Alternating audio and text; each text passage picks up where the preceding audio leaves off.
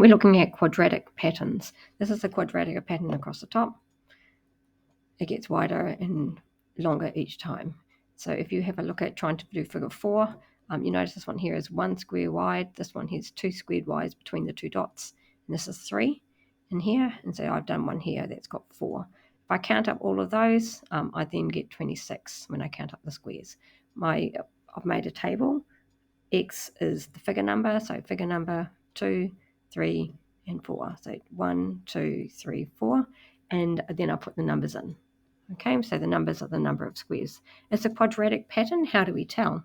Okay, so the first thing we do is we look at the numbers between this one and this one, doing 5 and 10, 10 and 17, and we notice there's a difference of 5 the first time, 7 the second time, and if I do this next one, it's 9, so they are not constant. This is called the first difference. Oopsie, let's just change that. Let's make it a first.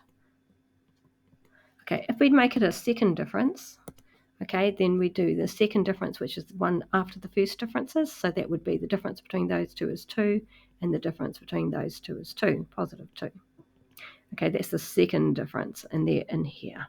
Okay, if we look at the second differences, they are constant.